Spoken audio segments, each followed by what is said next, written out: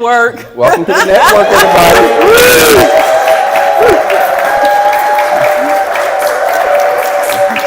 Wow. That's be like 1,000 people here. It is. It's they can hear it. It's 1,500. It's because we're celebrating a wonderful legacy tonight, and it's Friday night, and Vernon Jr. said we just got paid, so we good. We're good. Y'all just got paid. They're like, oh, we retired. We don't know about getting paid anymore. Ain't nobody getting it. Ain't the third of the month yet. So ain't nobody. It's getting close. Getting close to the end of the month. I'm just asking for the other people. I'm just down asking. to the end pieces of the bread loaf now. I know, right. Using the little strawberry packets from Chick-fil-A, little grape packets. No, you're telling on yourself now. You're telling on yourself. See, you rich. We didn't have grape packets. Oh, you didn't? No. We didn't have grapes. Oh my. Was it snowing uphill? 5 miles to school, right? In the country, you know, country. Y'all give it up for Brian Wire. Okay. And give it up for Robert Rashad, please. Robert Rashad. That's all right. I'm coming on off of your applause. Okay. Brian is flying with Hey Harriet when we catch up here. Brian is flying solo tonight, so. Y'all laugh at all his jokes, okay? Because that's what Harry would tell us, to laugh at all his jokes. You got a joke for us? No, ma'am, I do not. You know what? No. I just set you up for like laughter. No, I don't. You don't? I don't partake in the joke. No. All right. Well, we're glad you're here. Happy almost end of the summertime, and happy Children Going Back to School Month. Yes. Children going to college month, yes. Out your house month, yes. What's your little one? What's your little one? We're not talking about the little one. Okay. Y'all know I got a 2-year-old with me, but his Gigi is here, so we got some Gigi. relief. Yes. Thank you, Gigi. All the grandparents know, his Gigi is here, so we got some. Yeah, he got 3 of us in the house to rule now. Yeah, it's not our house; it's the 2-year-old's house. Yeah, it's and if anybody wants them, we'll drop and deliver. We'll drop with applesauce. We buy applesauce in industrial case now. I heard he like ribs too, though. He loves ribs. Loves Blue Dot. Yes. He has gotten around to all the restaurants. Yes. He would have been here tonight had he not. He's visiting with his sister who's out of the NICU, so he's so he would have been here tonight, running all y'all crazy. I'm just saying, telling, making you run. My sister done lost 12 pounds since we can't get in the car without them running to the end of the driveway. I can imagine. Like, let's run. Yeah. So what? Did y'all have grandchildren yet? Oh no grandchildren at all. Why are you sweating when I say that? I'm sorry. Well, we hoping one day. Okay, all right. If you want to practice, let me know. I can bring them over. Drop them off. Bring them. I will bring the box of applesauce too. And some ribs. I'll get some ribs for her. Well, okay, good. You like applesauce and carrot juice, and we good. Y'all give it up. We are live streaming on WBQP TV all the way on the Gulf Coast. So give it up for WBQP TV, the Watsons. Yes. Been in this community. I can't see our camera doing behind that. They've been in this community for 30 plus years, so we are grateful to them for their partnership. And then we have to give it up for our wonderful production director. Has he been elevated? Director, definitely. Our production director, Lord Rashad. Yeah. If we're on Facebook Live and they can't hear us, it's Lloyd's fault. So if y'all can't hear us, A, B, C, D, E, F, G, West Side, I'm just saying, they can't hear us. East Side, I don't know which one. North Side, South Side? I'll go East Side. Just go East Side? East Side. Oh, you bougie. Okay, all right. All right. Well, let's, before we move on, we have lost and some of the reason that some of you are here, that we have lost a great man, a great hero, a great friend to a lot of us, and a friend to humankind, Reverend H.K. Matthews, Reverend Hawthorne Conrad Matthews, who made his transition at the young age of 97 years old. Yes, on Monday. So give it up for that. Yeah, that he did the darn thing. Les Humphrey famously said, which is at the Brownsville Library, that if you won't say, a man who won't say something won't do nothing. And so Reverend Matthews always said something, even as he ticked some people off. in his doing, he did something. So we certainly continue to pray for Mrs. Matthews, Miss Bobby Matthews in Bruton, and her daughter and son and their extended family. Chris and Dreyon, we just want to let them know that we're praying for them and keeping them. Yes, so, yeah, definitely. Yeah. Y'all give it up for Reverend Matthews. Yeah. And his services are going to be next week. And I know Vernon has already said that WBQP will be live streaming that in Bruton, Alabama on Friday. And to that end, his good friend Ellison Bennett is here, and so we want to invite him up. Ellison, would you come on up? Ellison is making the effort. Yeah.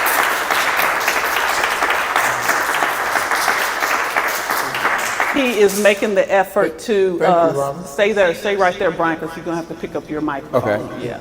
So this way here. Look that way. The camera. Get a little closer to Robin. yeah, I took a bath. There we go. There we go. Yeah, he is making the effort to take a bus up to the services on Friday, and so we want him to talk about that. But then I just wanted you to say a quick word about your good friend too. Great leader. Okay, that's quick. that's the quickest Ellison has ever talked. 1, 2. 2 words. Robin, Go ahead. Told my coat. Yeah. Sit down, Ellison. But thank you all. The National Movement for Civil and Human Rights, Reverend Matthews served as president for about 5 years. So the board chairman, Dr. Ruby Moon, who's based out of Rockville, Maryland, I had notified her of his passing, and she said, Ellison, what about seniors and people who want to attend the funeral? Have there been any plans? I said, well, okay. So we reserved a bus, a Good Time Tour bus, that would leave Pensacola 8 a.m. on the 29th, that's next Friday, and go up to the service. You'll have time to spend with the family at the repast. So I need all of you to help get the word out. The round trip fare is only $12.50, which equals out to $28 a person. So what I told Robert Hill earlier today, I'm going to sponsor 3 seats for the first 3 senior citizens that want to ride the bus. They will not have to worry about the $28. So what do people need to do? By 5 p.m. on Monday, they need to call my number, 850-207-8483, and I'll come to them to pick up the $28. So by 5 p.m. on Monday, we can fill the 45 passenger bus. And Mrs. Matthews said, thank you, thank you, thank you. Mm-hmm. That's it. Ellison, our chamber will add 4 tickets that's yours too as well. Oh, wonderful. We'll take care of that. Add 4 more free ones. We'll cover 4 seats. Okay, so that's 7 seats paid for. Wonderful. Thank you. Yeah, Got that's it. wonderful. So, And that's for senior citizens. It's for how Ellison want to do it. Okay, all right. We just want to make sure that you Yes, bring your Ellison. ID. I'm just trying to cover the bases, because some people will be saying all of a sudden I'm 55 plus, oh, I don't know what a senior citizen is. I'm 25, so I don't know. Yep. What, We'll cover okay, it. all right. and one of the things that stick out in my mind, Reverend Matthews always said, have enough courage to do the right thing at the right time. Mm-hmm. And he had that. Yeah. Thank you. Yeah. Thank you, Ellison. Thank you, you. Ellison. And we're continuing to pray for you too, because we know that was your good friend. And so they were, as we say in the country, they were road dogs, y'all. They were. Reverend Matthews was driving now. I'm just saying Ellison wasn't driving. Reverend Matthews was driving, Ellison was sleeping. But so you was the road cat, huh? You wasn't a road dog, you was a road cat. El was taking a cat nap, but it's good. They were friends in the struggle, and so we're grateful for that. Yeah. So speaking of heroes, I'm gonna just say one of my good friends. I know she all y'all good friends, but let's give it up for Miss Ora Wills is here. Yes. They can't see her on camera, but her work in literature and in African American writing and capturing that in the Angela, what was the Mirabal award that she would do for Mirror Award, that she would do, because she said we give a lot of awards to sports students in sports, but we want to give them to the creative arts. And so she started that, and she took students down to, was always at the Sanger Theater, always took, to the Nutcracker, yep. I saw the Nutcracker, I think 4 or 5 times because of Orwell. So like, you want a chaperone? Yes, I do. I want a chaperone. I want to I want to see the Nutcracker 12 more times. Yes. So y'all give it up for Miss Orwell. Yes. We're so excited that she's here. And through the African American Heritage Society, she was the editor of the When Black Folks Was Colored book series. I think they have 5 or 6 books, and so she put that great work in. Wonderful. So yeah, just a lot of heroes. That's why I think it's important to meet people, you know, and know people, because you never know who you touch. I'm just touching you. When you win that $700 million, you won't forget your friends. Okay, I'm just saying. I'm just saying. Amazed by this beautiful crowd we have out here. Yes, 1,500 people. Yes. I'm waving to folks in the 3rd row up there. Okay. How How y'all doing up there? All right. If you seeing somebody up there, we're gonna talk later. If you seeing somebody.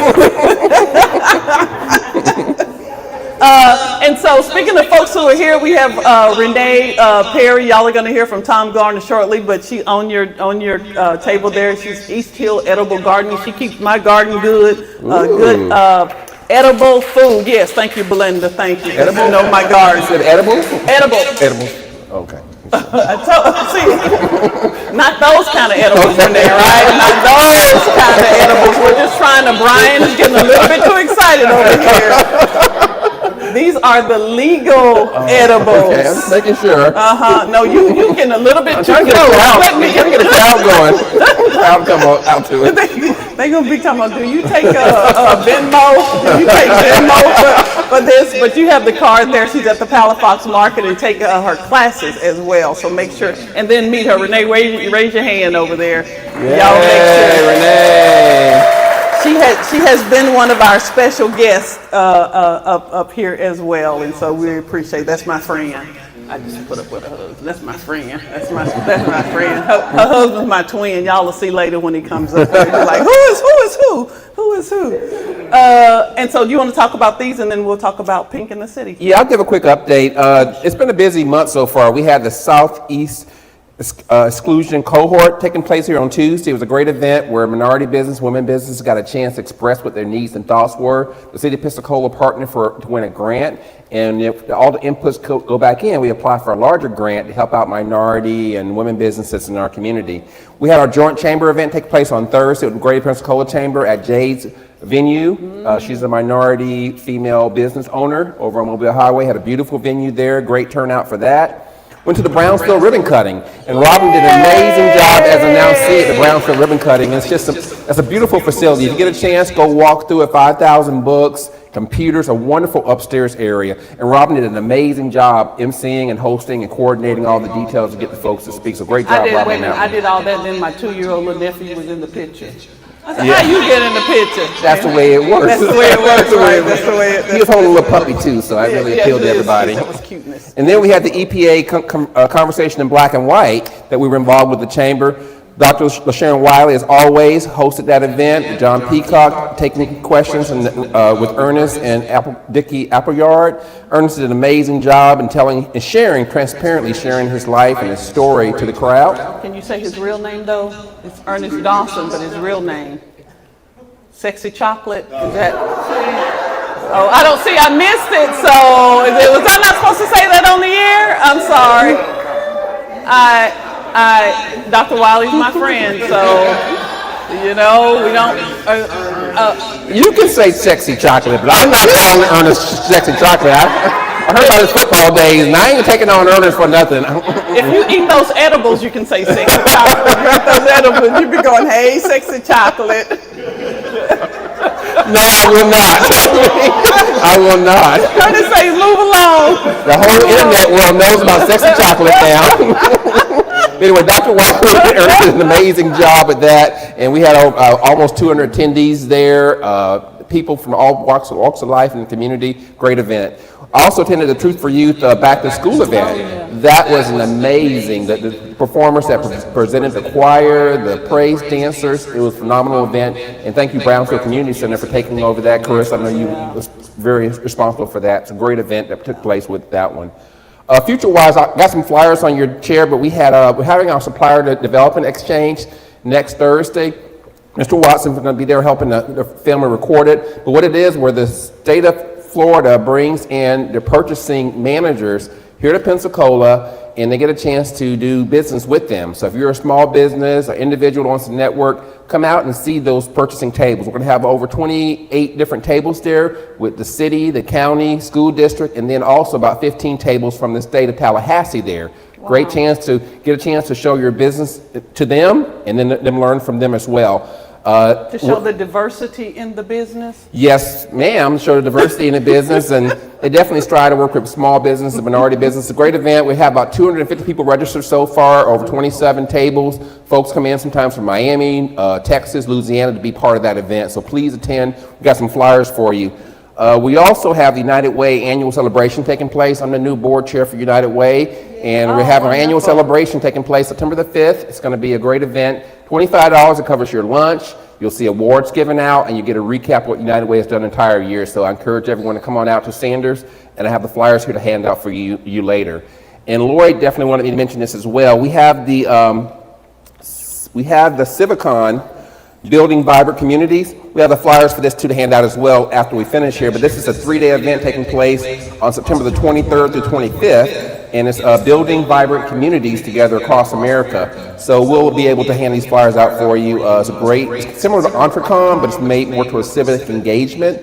And Lloyd mentioned but Lloyd mentioned also that there's some scholarships and some sponsorships available to help reduce the cost of the event.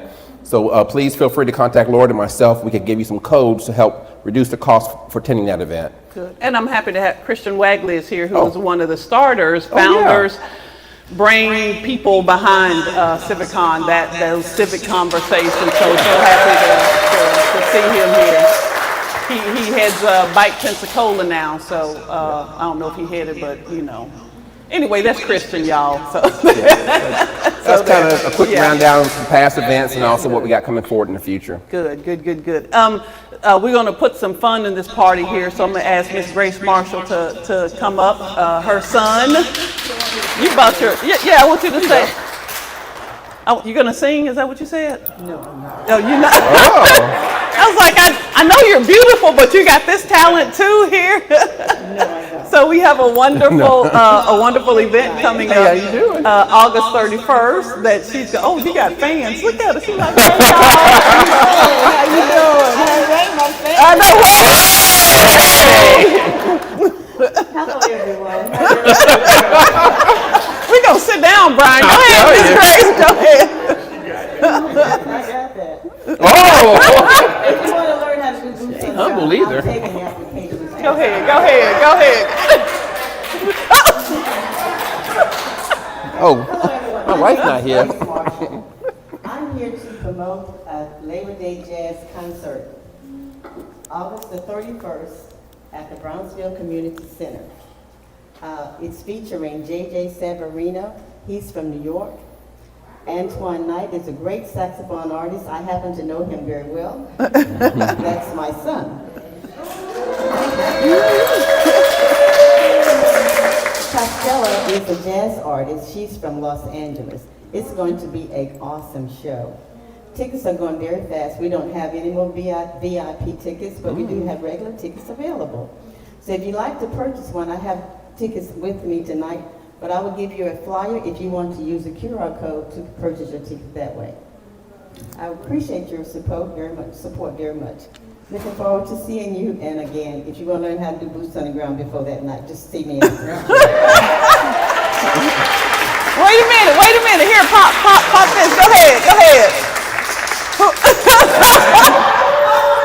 So, yeah, you're on TV. Oh, yeah. We can't take that back. You good? I got to fan myself now.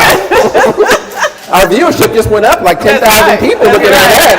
That's right. We got edible, sexy chocolate, and boots on the ground. We just, we got it on now. What's your cell phone number if I can put it on the air for you? Hey. No matchmaking here now. Tell us after, though. Tell us after.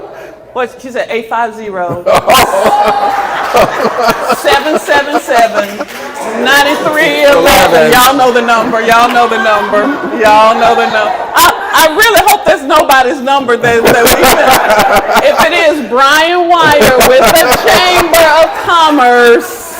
Trying to increase our viewership. Well, you just did. They're going to call you.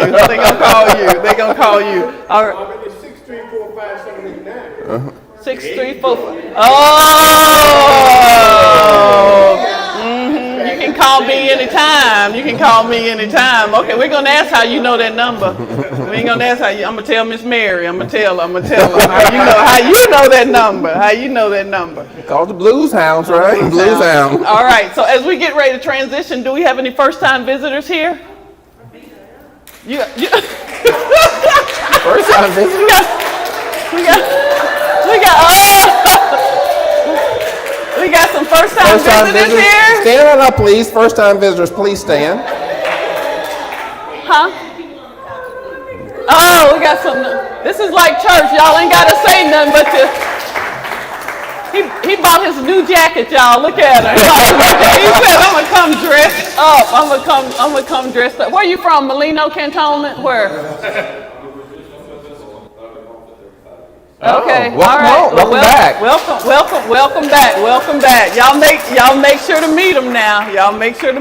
And that's my fine, smart sister over there, Lori. Now. Oh, Lori. Gigi. That's Gigi. I'm just gonna tell you, look at her from the front, because if you have a turnaround, you won't leave. That's all I'm gonna say. Oh my. That's all I'm gonna say. Okay. That's all I'm gonna tell y'all about the joke that Daddy used to say. When she come in the house, Daddy said, "You get in 5 minutes or your butt get in." So that's the. So yeah. So she fine and single. That's all I'm gonna say. We just gone from G to PG-13 now. We're getting up there. We're getting our ratings. Listen, we grown. Our ratings. We grown. We got 1,501. Now you almost at the library. You almost said a little word there. I did. But we had all the politicians there. So yeah, it was okay. you did good holding back. It was all right. You did good holding back. It was all right. Well, listen. Thank y'all for coming out. What do you call those first timers? Oh, we call them. You call them. I call them. What do we call our first timers? Virgins. Thank you. Welcome, virgins. We're glad you're here. Plaid virgins, Dallas virgins. We're glad you're here. And thank whoever invited y'all. So in all seriousness, thank y'all for this has been 12 years, and so we are so grateful. Many of our special guests are here. Dr. Wiley, the Brooks are here. As I mentioned, Renee, we've had so many who have already been in this seat and have been blessing us. And so thank y'all so much. Dr. Winborn, thank y'all so much for just what you impart in us every single month. Kay Mitchell is here, has been my co-host. So thank y'all so much. Give them a hand, because we do this together. The door. We do this together. And the dwarf, and the dwarf. Nisi was saying she missed Reverend Powell because she had to bring the cart over by herself today. But we're all in this together, and so we just keep remembering the Powell family. And so especially because that was Nisi's good friend. Reverend Powell was, So all right, let's give away let's in this segment and give away some good things. We've got some business cards. Do we have business cards? Okay. Yay. All right, bring it on. We ain't got time to wait on them. They should have already got it in. We giving away grown folks juice over here. Well, actually, the money is better. Wait, don't hold the money up now. Wait a minute. We don't tell them about the money yet. No, All right. I can hold it. I'll hold it. All right, Pull. Dr. Winburn, why don't you go ahead and pull us 1, 2. If I pull out mine, I'm gonna put it back. I got that book already. Okay. That's one. One more. We got a bottle of wine and a book for John Switzer. Oh. John Switzer, come on, and Dr. LaSharon Wiley. And you get a book and a wine there. drink, so I'm gonna donate the wine to somebody else. Okay, well, just And I already have the book. Just for the purpose, come on and get it. You ain't got to tell me all that, John. Get the book and the wine. Come on up here and get in the camera so they can see you won. You're getting both of the book and the wine. One or both? Both. Okay. You get both. Yeah. Okay. Yeah. Yeah. Yeah. Come on. They gonna get a picture of y'all here. Come on, Brian. We're gonna stay in.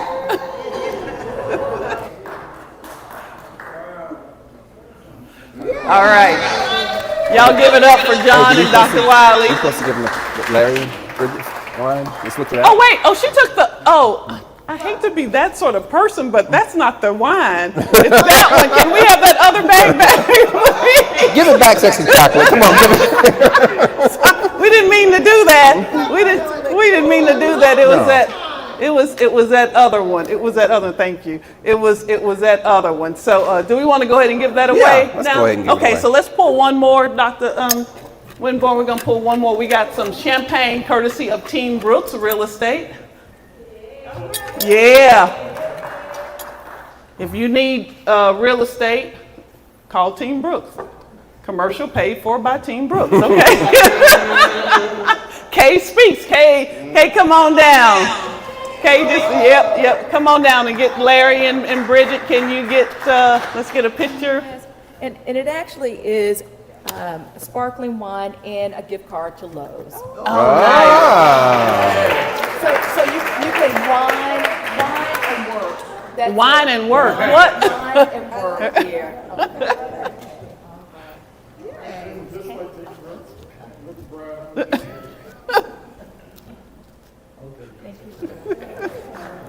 Thank you, Larry and Bridget. Thank y'all. All righty.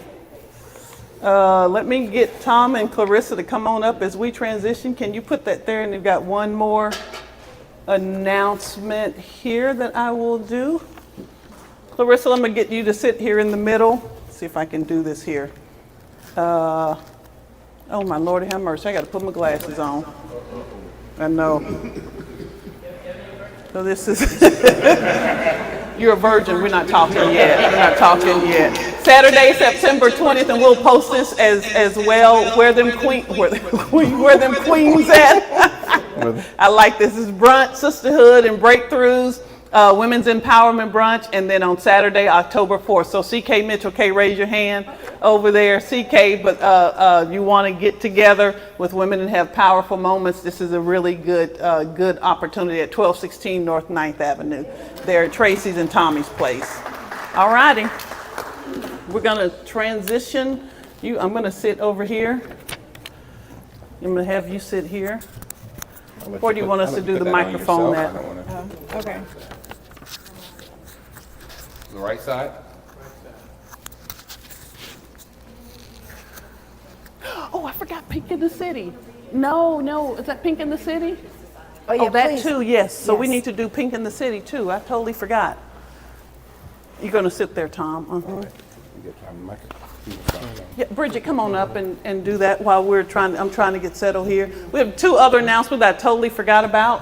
We're having fun tonight, boy. Go ahead, and no, you got it. You can do the Pink in the City. Yeah, go ahead. Keep going. Keep rolling. So I wanted to share that the African American Heritage Society is doing their 35th anniversary gala on Saturday, November 15th. Okay. And it's featuring super fine dandies. And it's a nod to, I'm reading the flyer, it's a nod to the meticulously vibrant style and culturally rich legacy of African American male fashion. And the check-in is at 5 p.m., dinner's at 6 p.m., and it's going to be at the Hilton Garden Inn. It is a black tie affair, and tickets are for a $100 donation. And I do have to add a plug to say my husband, Larry Brooks, is one of those super fine dandies. But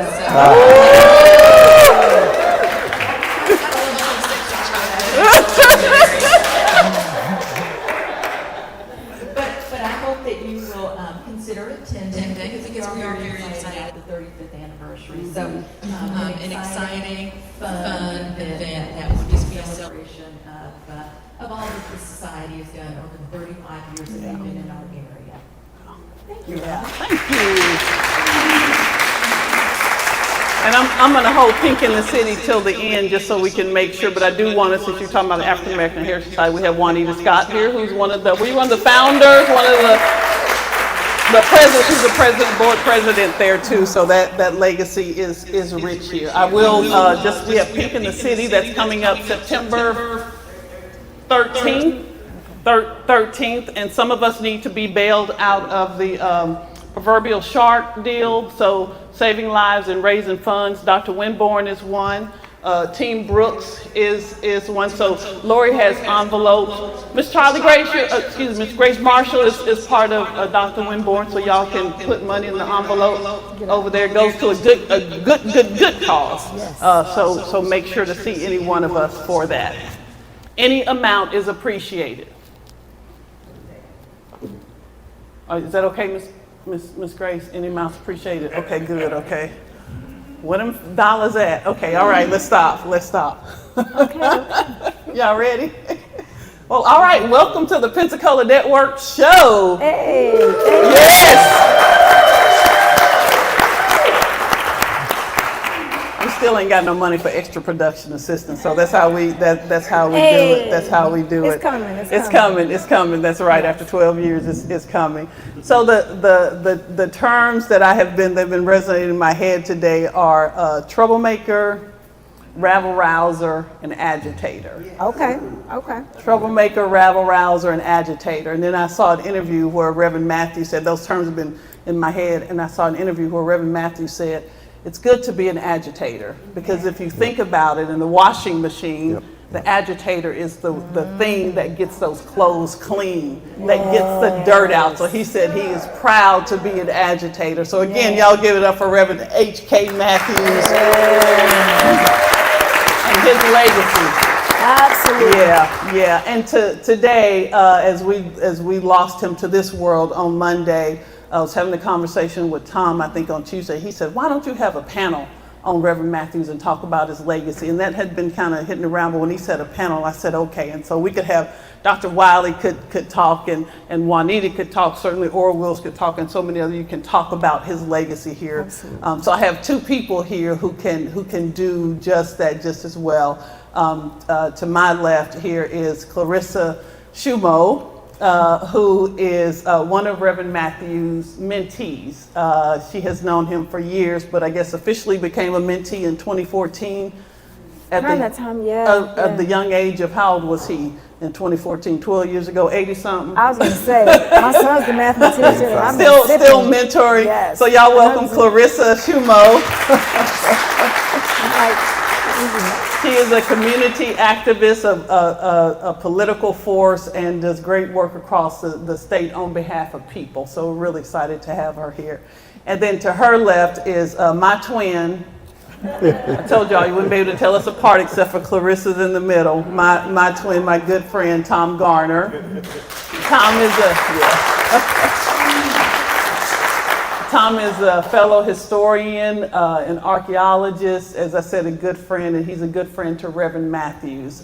Tom is the one who penned the letter in the News Journal to challenge the white community to remove the Confederate memorial. And because of his good friend, Reverend Matthews, they got together, and that came down in large part because of their efforts. So that's who Tom Garner is. So give it up for Tom Garner. You're looking at me like, what? I know you want to say something. He can't wait to get their microphone.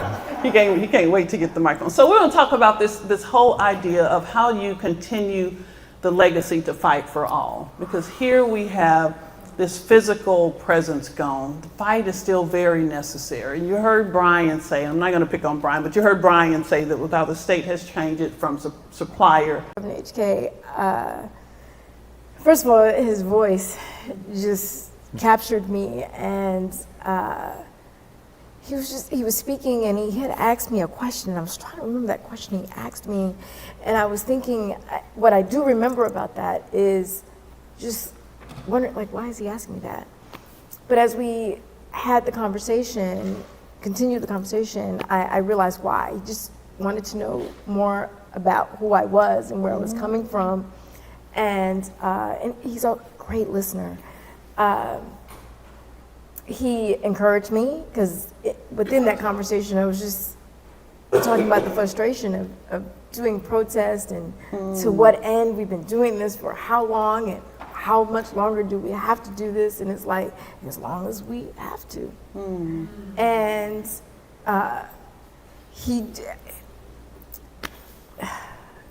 he just made you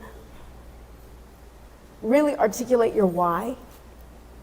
And because it's so important, I have to say it's so important to every so often check in with yourself for your why you do what you do, why you run yourself ragged sometimes, and do things that you don't know if you're really being heard or if you're making an impact.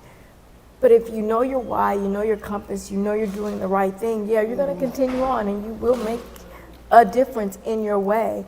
And if I could just be a quarter of what HK has been and has done, I'm satisfied. But it is about, there's so many injustices, and it's about advocacy. Everyone needs an advocate, be it for health, be it in the school system, what have you, just every walks of life, you need advocacy. And that's what he was. It didn't matter what the situation was, he was there.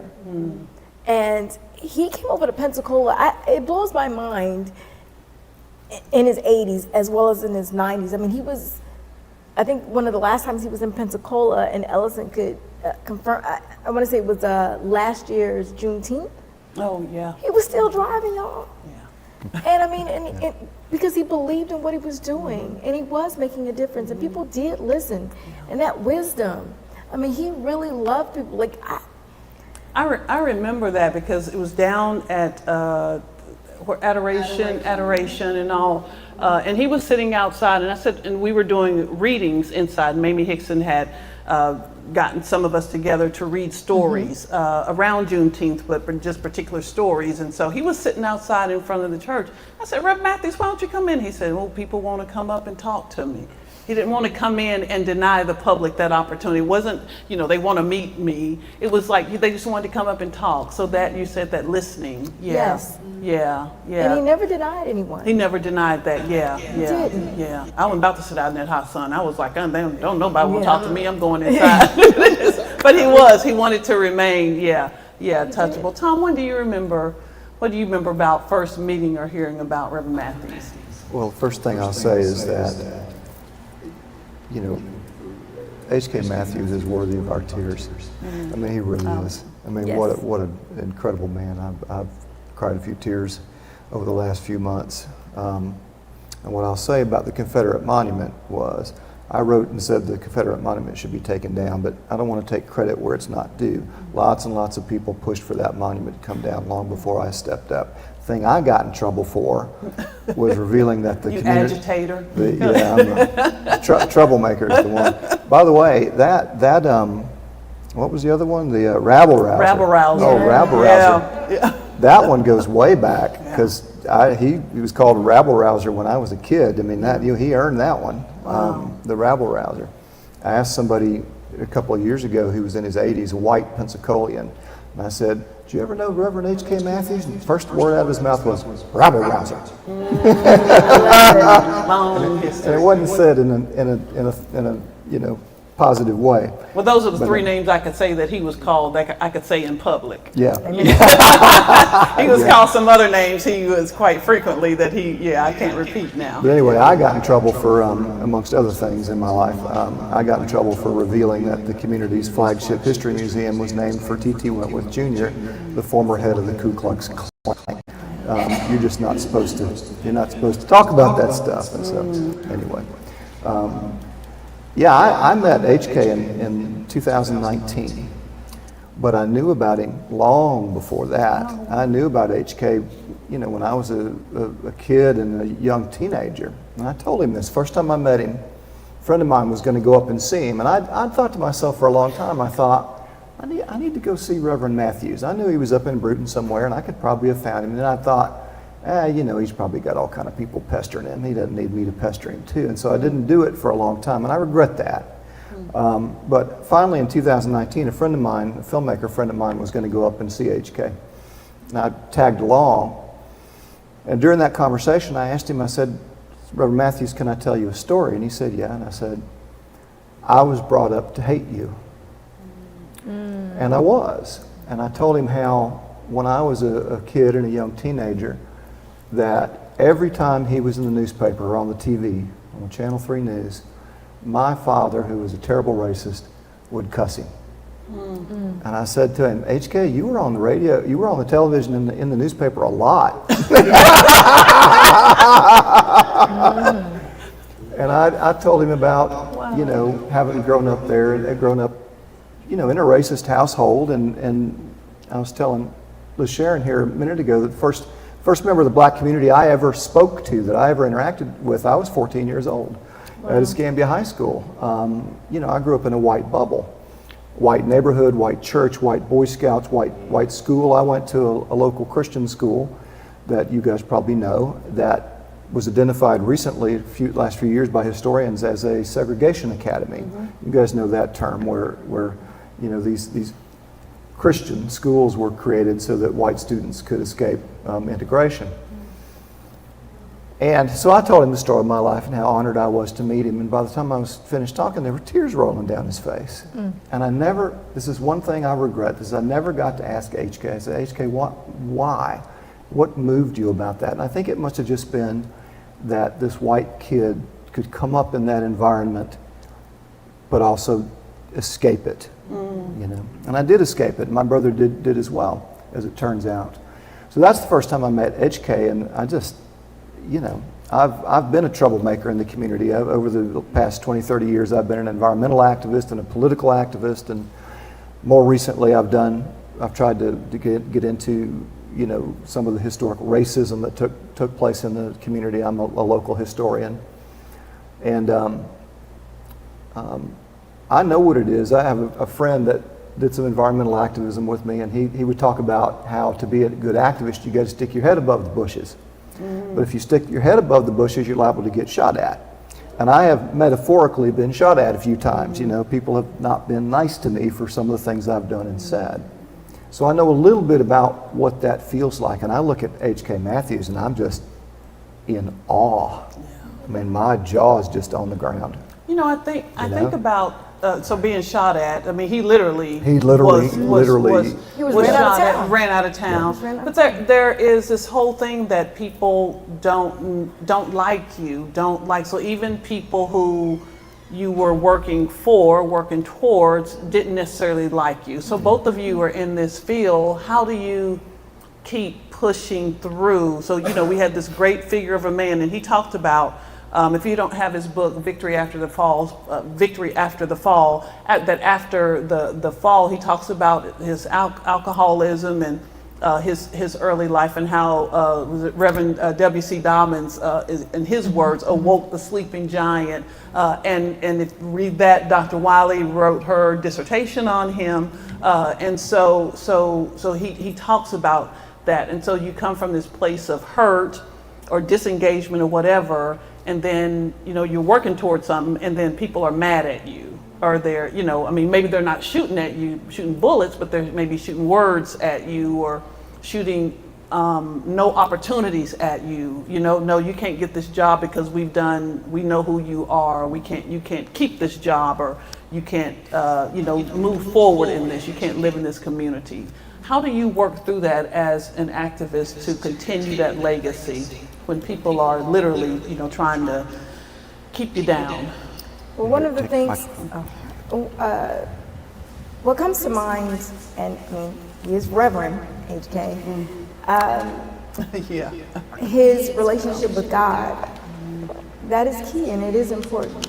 It is important to take some time, and you've got to be in prayer. You know, there have been times I would talk to him just about some of the things I dealt with and the frustrations. When I moved back to Pensacola, some may know I worked on Capitol Hill, decided that I needed to go home and pour into my community. And, you know, you would think I'd be welcomed back with open arms, and that was not the case. and not always, not with everyone. And so that was hurtful. And so I, struggled with trying to figure out, well, where am I supposed to be? What am I supposed to do? That type of thing. And I met him at a great time because I was thinking about leaving. Oh, wow. And he had me realize that, no, your fight's here. There's a lot of us already there. Your fight's here. And but I'm not going to tell you what to do, Clarissa.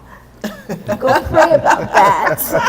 And You're like, no, tell me what to do. I don't want to pray right now. I want you to tell me. I was. That is exactly. Yep. You know me. Yeah, I know him. So, both of you, yeah. And so, and that's exactly how he directed me. He was like, no, I need you to pray about this. And there were four. I was talking to Haley Morissette. Many of you know her. Haley, So there were Trina. four of you during this time that you. For these mentees around this 2014 Yeah. period, she was telling me. So tell me about that, how Oh, my y'all goodness. came to be a mentee. Whew. Okay, so my memory's bad. I wish Haley was here. She's younger than me. We were just talking about what was going on and being a part of making a difference. I remember when Trayvon's verdict was read that there was a thing I was at that night, and that happened, and my son was with me, and so I, went downtown, and some people know this story, but I talked this young man into putting a gas can back in his car because he wanted to burn up the courthouse, and I'm like, this is not how we're going to do this. And my son was tripping because he really wanted to go home and, just be with himself, all these young men processing. And so I'm like, HK, I'm not sure what to do here with this. How do I do this? What do we do with our young people? How do we help them with processing? And it was about being in the fight. They've got to learn that they're a part of this, and there's a space for them, there's a position for them, and there's a position for you. And here's what we're doing, and here's where we're going, and this is what we're going to do. And the protest came out of that, and the various things that we did. And I mean, I went and slept at the governor's mansion. I did the sit in there. Yeah. The sleep in. Yeah, and I took some kids down, and he was like, that's what we do. We make sure that they know what the fight is, because Back to that why. yes. Yeah. Because even though it seems things are a little bit more overt than they were, almost, I guess, cycling back, while it is, not everything still is out there. Some things are still done covertly, and it's just understanding that there is a fight, there is a place, and to whom much is given, as much is required. And that is something that he repeated as well, and reminded me as well, rather. And that's really how things came up. And we wanted that wisdom. We wanted to do those things. And you would not know his age by his energy. Yeah. I'm like, are you going back to Bruton tonight? Yeah. I got to get back down that road. I just love the way he said my name. But he would, and he would go back to Bruton and be right back in Pensacola. Yeah. Sometimes the very next day. Yeah. And it's just, and it's his example, not even just all of what he said, but just how he lived, that, okay, now if he can do this, okay, Yeah. I got to stay in this. Yeah. Tom, you it's not lost on me that you're white. Really? We're twins. How did this We're happen? twins. I know. I don't know how it happened, but we're twins. He light skinned. Chris said she thought he was light skinned. So is there a noticeable difference for you in how Reverend Matthews was treated in the Black community, in terms of this? So that same question: how do you fight through when people are, throwing these daggers, these bullets at you? And then what you saw, and I know you talked about that early example, but did you see a difference based on race on how on that fight, that pushback on the work that you were doing versus the work that Reverend Matthews was doing? I've thought about this before this question. Why? why do you keep banging your head against this wall, you know? And I think there's something, you know, temperamentally or genetically or something, and some of y'all in here know this, where you just cannot let an injustice go. You know, it's like, and you'll get knocked down, you say, I'm not doing this anymore, and I'm tired of this, and people I loved and trusted have stabbed me in the back, and, you know, and so forth and so on. And, or maybe it doesn't let go of you. Oh, Maybe that's what it is, you know? that's powerful. What I have learned over the past 30 years is how to channel it better, how to strategize. One of the hardest things to figure out is when to not do, right? When to, you know, you're champing at the bit to do something, and you hold back. And I don't know, I'm sure this is true of HK, I'm sure it's true of a lot of others, that there's something in you that tells you when it's the right time and when it's the right move and the right steps. And it's hard to wait. It's hard to wait. But when I do, it always works better. Always. You know? I want to say something else about HK too. HK, I loved seeing him, particularly at events like this, because I'd walk up and he'd turn, he'd see me, and he'd get this grin on his face. And I was trying to figure out, what did that grin mean? What was that grin? I'm telling you, it was mischievous. I'm telling you, like he was saying, what kind of trouble you want to go get in, right? And I will miss, Egging you on and I will miss that grin. I love that grin. And I want to say, you know, he had a reputation for being fierce, and he was fierce. Yeah. But he was also kind, and he was also funny. Yeah. You know? Did he tell y'all the story about the whites only laundromat? It was up Y'all know that? it was In up Inslee? it was up in Inslee, Inslee. right down the street from where T.T. Wentworth lived. I'm certain, because that Inslee was a hotbed of Klan white supremacist people. And he said they went in there, and each of the protesters, black protesters, brought a piece of white clothing. So let me just go back. So it was the laundromat was attached to a place where they was it some sort of warehouse or surplus, so the black people could shop there, but they couldn't use the laundromat next door. Yeah, and there were big signs that said whites only. So they each of the protesters occupied a washing machine and put their one piece of white clothing in there to wash, because it's whites only, right? And HK said the sheriff's deputies were called, and they come rushing up there, and Reverend Matthews, what are you doing? He says, well, the sign says whites only.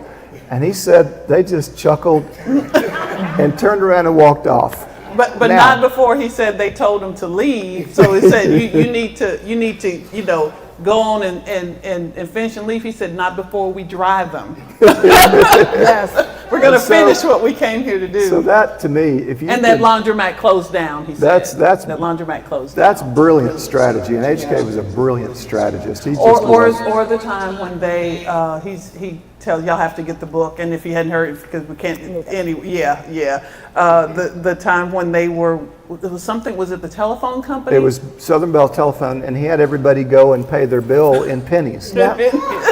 And it backed up the line so bad that the white customers were complaining, and so they finally allowed the black customers to work at Southern Bell, because they were tired of getting the line backed up and the white customers complaining. And you know, I'll say that I asked HK a few years ago, I talked with him about this. I said, okay, where does the civil rights movement go from here? Right?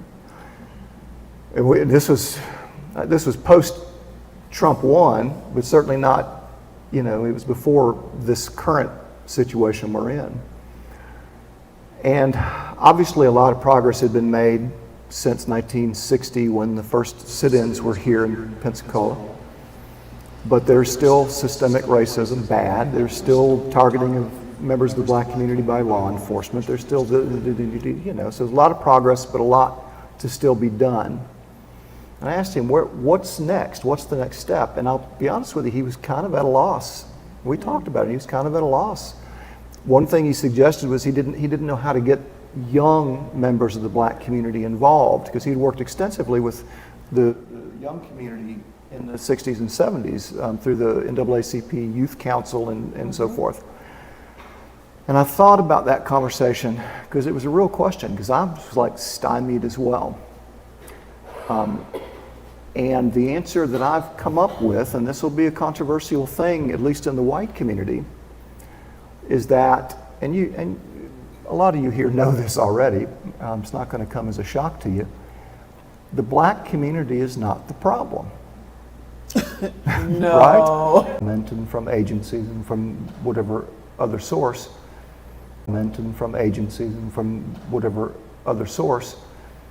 is well deserved, right? Well deserved, because of what was done historically. Historically, the white community abused the black community. Here in Pensacola, and I can give you example after example after example, we could run down the whole thing, but also nationally as well. And so somehow, I think the next step is we have to somehow figure out how to disabuse enough of the white community. You're not going to get everybody, but enough of the white community of the notion that the black community is cheating, right? That they'll quit voting for these con men and charlatans, right? These liars. I think that's the task at hand next. I think, look, I've been up in people's faces before. I mean, I'm not afraid to get active, you know. But I think you can only go so far. I think the black community can only go so far alone. You know, I think you can only go so far with marches and sit-ins and protests. And they've been very effective and have produced tremendous change. But at some point, we've got to get enough of the white community on board, not just as allies, not just as folks that pat you on the back and say, I love what you're doing, keep going, but actually are informed about what's going on, you know. The injury, hang on. I need to stop you. That's why we're twins. I need to stop you. Lloyd, I'm sorry. I Lloyd, know, right? Go how do you ahead. do People this? apologize to Lloyd, him how all do the you do time. this? It's all right. They can't see him on camera. You'll be all right. Go ahead. So it occurs to me that that you have this age. So Clarissa and I are, you know, Clarissa and these young ladies are of a certain age. 25. And so, well, yeah, that's why I took myself out. They're of a certain age. Hush up, sexy chocolate. And so you have young people who are doing this. The ones who, when Trayvon Martin happened, the Dream Defenders. Is that how the Dream Defenders? One of the ways that the Dream Defenders came. You saw this whole. Swarm is not the best word, this huge population of young African Americans and young white Americans and young of everybody in between coming together. Because, as you said, Trayvon was their age. So you saw yourself in that. And so the putting on the hoodies, the Skittles, the tea, I mean, they were identifying with that. So I think that it is necessary to have all of those different actions. Because Tom, you and I are in the same age range. At our age, we ain't trying to march. But Clarissa can, with her good knees, can march, right? so you need all of those things. You are, as I am, a writer. And so you need people in those different spheres. And I think that's what one of the lessons of Reverend Matthews that he taught us, whatever your lane is, to do justice in that lane, to keep doing that thing. But what I would say to that is you're right, but to me, there's a missing piece that has not ever been part of the equation, particularly locally. The white community en masse as a whole has not stood up. Just hasn't happened. Not here. I know, you know. And I think it has to, you know. And it's just a matter of numbers, you know. This community's population is about 25% black and about 75% white. It's just a matter of numbers. Well, your letter went directly, Clarissa, I want you to chime in here. Your letter went directly to that, talking to, it was to, you didn't say dear white people like the series, but that was, well, that but was, I was close. But I did say in the letter that it's folks like me. Yeah. You know, we have to stand up and acknowledge that what has happened historically to the black community is not black history, it's white history, right? It's my history. And there's a way to make those statements that is not, you know, you want to be productive in it. There's a way to make those statements that a segment of the white community will listen to. Sure. But as long as those numbers are there, that 25% to 75%, the black community is going to get outvoted every time. Every time. You have to have a certain amount of the white community solidly on board, not just on the sidelines rooting, but standing up and being aware of this. And I've got some ideas about how to do that. I'm sure others do as well. But that's been, Well, you and Clarissa need to exchange well, numbers. that's been a missing piece. That's been a missing piece of the equation. Go ahead, go ahead, Go ahead. Clarissa. Here, So, take- okay. Critical thinking skills is something lacking.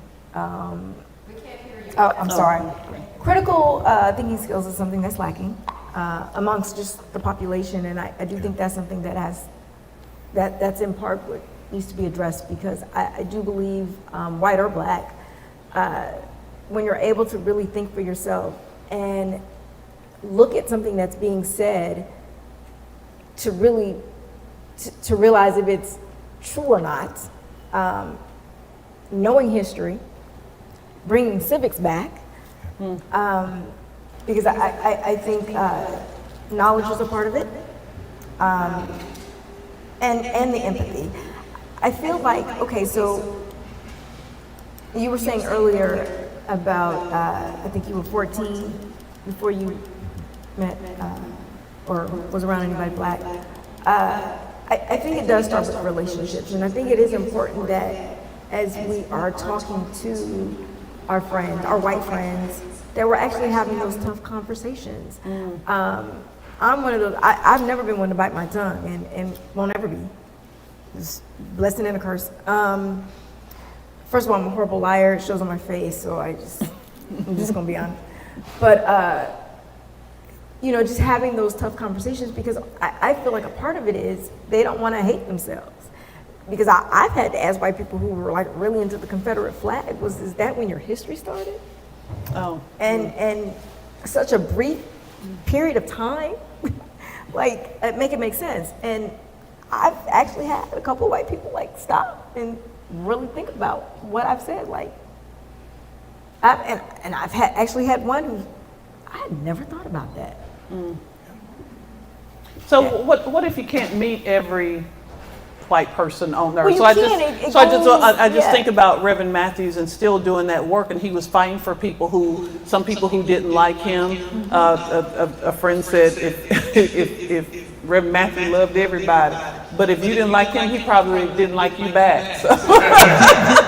So that human side of him, right? Right. He loved you, but he probably didn't like you back. He's still working for you. Yes. So that, and that, you know, that it's about relationships. But why do you have to meet everybody to love them, to give them a chance? Why is that? And I just don't believe we're going to meet how many ever I mean, you billions do of have to people touch. on No, the earth. no. I'm just saying we all have our part, and I think it's important that we are having those conversations, and I think it's important that we are challenging the injustices as well as understand. Okay, there's some things out here that's targeted towards us, but baby, you're about to get affected by this Yeah. as well. Yeah. Those eggs are hot not just for me, they're hot for you as well. That's You know what I'm saying? Yeah. And so it's important to understand that we're all touched by it. And really just be honest about how if we're talking about America, right? How this country started, history, again, it's important to really know your history and what you are being proud of and your patriotism and all of that. I mean, you want people to like who they are and this, that, and the other, but hey, none of us are perfect. Yeah. You know, we say that, but do we really mean it? Because we're, you know, a lot of times being authentic or being taking ownership of our actions, sometimes we don't want to do that as individuals as well as a race or a group of people. So I think that's part of what needs to happen, and understand that, I mean, we really are all in this together. I mean, we got to take care of the earth. I don't understand people that don't want to take care of the environment. I don't understand when you talk about global warming and all that. look, this is messing up for everybody. So you denying what you see happening doesn't change it. Like, make it make sense. So, I mean, well, Let's I'm not gonna no, I want to open it up for questions. mental This has health is been, real, yeah. and everybody, therapy, like, advocate for, and because what is it about not wanting to face the real truth? What's hard about that? Well, I think in part, and I think Tom touched on this, it's perhaps a little bit of an internalized oppression. You don't want to look at, as his father is cussing the TV, you don't want to look at your proverbial mirror, right? So your father's cussing somebody else instead of looking at himself and saying, what is it in me that makes me cuss at the TV? I get you say cussing, right? You say cussing. He cussed him, yeah. So let me end this portion because I want to make sure the audience gets an opportunity to share, to question. What will be personally, in 10 seconds, what will Reverend Matthew's legacy be for you? Just continue. Put the microphone. I'm sorry. Just to continue until there's nothing left in me. That's what I'm here to do. And that's what he literally did to the end. And when we went to go see him about 3 weeks ago, and Commissioner May had him cracking up, but it was about the fight. And it was about, what we've done, what he's done, and how just,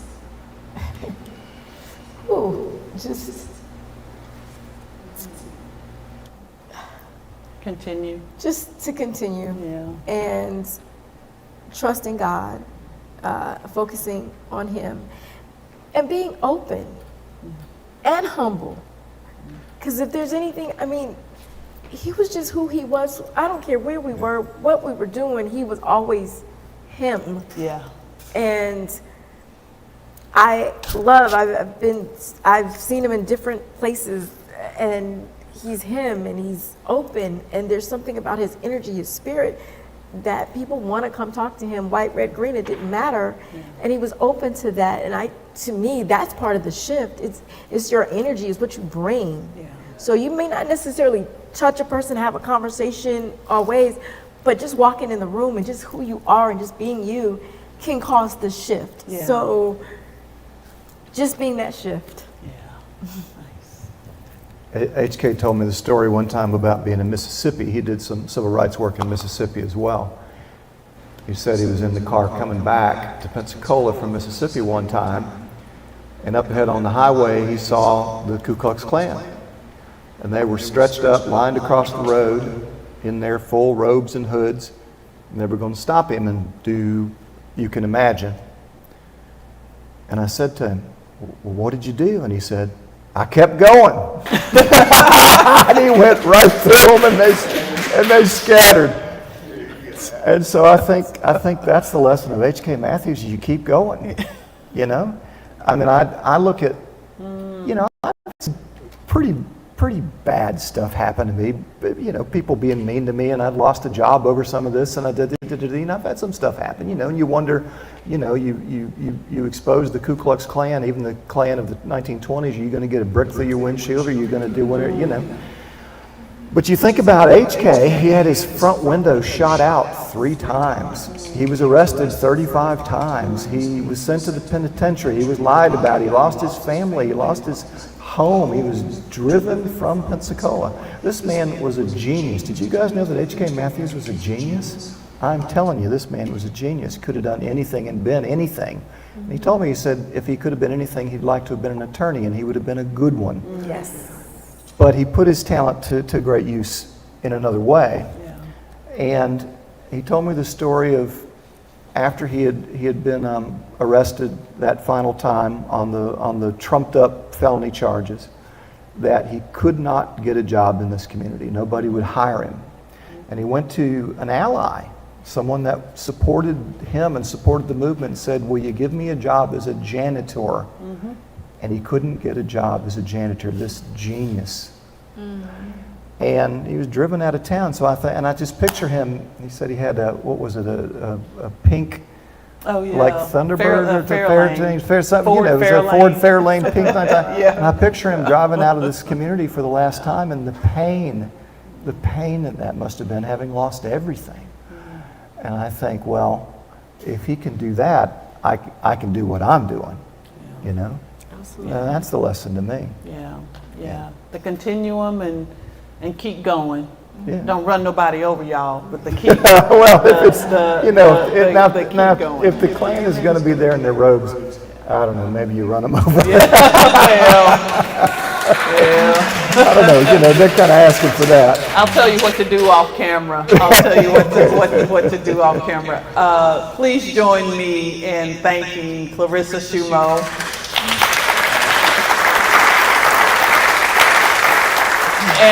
And my twin, Tom Garner. A lot of titles we can give them, but I think one of the most important in this moment is a friend to Reverend Hawthorne Conrad Matthews. Yeah, so we do want to open it up for questions, but I'd be remiss if I didn't see another good friend over here, but Miss Diane P. Robinson, who was in the fight, former city council woman, and fought on the civil service side for equal justice, and Commissioner Lumen May over here, who is still fighting for and Reverend Matthews, good friend. Is there? She was saying I need to let you tell a story. Is there a story that you can tell without cussing? story. Wait, without cussing. Tom has already talked about the cussing, so and you're not a preacher. So, you know, she said Reverend Matthews is Reverend Matthews first, but I think he may have cussed a couple of times. He cussed a going couple up and down times. that road. I'm just Cussing, oh, okay. All right. He's in heaven then. He's in Yes, he heaven. is. Yes, he is. Well, Yes, let's he is. open it up for a couple of questions, and then I want y'all to meet people here. So, Miss Grace, can you stand up, please, so he can get you? You have a question? While I was working at the funeral home, Michael Jackson, who was Oh, Michael Jackson, who was Here, come talk on the microphone. Michael Jackson, who was a funeral attendant.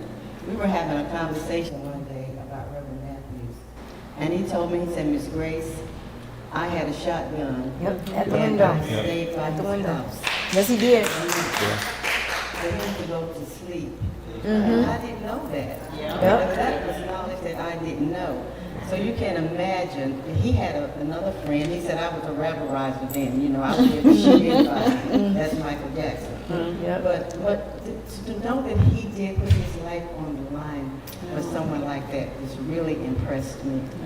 Countless times. yeah. He told a story the other day about the one where they were at a hotel. He was escorting him, and they were at a hotel, and the door was open when they got there. And it turns out that the Ku Klux Klan, so they asked to change rooms, and that the Ku Klux Klan had gone to that room. Yeah. So Michael Jackson was there. Yeah. I saw one other hand before. Okay. I didn't. Okay. All right. Well, listen. Please join me again in thanking Tom Garner and Clarissa Schumo. I want y'all to meet them as we remember all of us have amazing stories about, if you don't have a story, you have still been impacted by Reverend Matthews.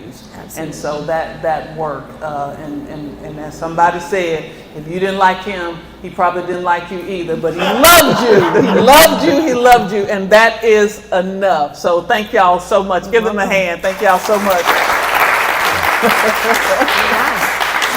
And so let's give away some money. All right, y'all stay right here. Dr. Winborn, we're going to close out this segment. Stick your hand in there. Get your 50-50. And again, thank y'all so much for coming. Thank y'all for helping us to celebrate him. I think, maybe Commissioner, you can tell me, I think that on Monday right here, there's going to be another celebration Yes. for him with Sunshine's Corner at 9 a.m. I think she is inviting the public here, and that's on Blab TV. And then the funeral services, and Ellison has already told you, will be on Friday. We'll talk about a community celebration. Perfect. The community celebration will be here in Pensacola Thursday, August 28th at 6 p.m. at Brownsville Community Center. Yay, yay. So be able to come and celebrate and hear more of these stories and see the mass of the people that he has impacted. So thank you, Commissioner May, for doing that. We have a total of $32 that someone will earn. That means we made 64. You got, are you holding your ticket up? Okay, all right, go ahead. 455-4303. 4303, last four, 4303, 4303. And this, the other half of that goes to Truth for Youth. Again, we've given almost $20,000 because of your thing over these years. So thank you so much for doing that. Wait, we got one. Yay! I bet it's all right to call you Sexy Chocolate now, huh? Come on up. We got to take a picture here. Come on up and take a picture here. Yeah, same. I am too, because I actually got to close down. Come on. Okay, take your picture. Get your money to Dr. Winborn. Will you take a picture with Dr. Wiley, please? Yes. Put that money in front. What them dollars at? How you doing, Commissioner? I got to go close down Westwood. Who's that? Tomorrow, the Warrior. And again, thank y'all so much. Make sure all the announcements we'll post on the Pensacola Network site. Thank you to WBQP TV, Vernon Watson Jr. Thank you to Nisi and the Dwarf. And make sure that you meet each other. And all these living legacies right here, make sure to meet each other. All those announcements that you heard. Thank y'all and good night. Y'all stay around and eat. All righty. Give it to Lloyd. Give it to Lord. Yeah. Oh, I'm sorry. I'm going to walk right out with it. That's probably a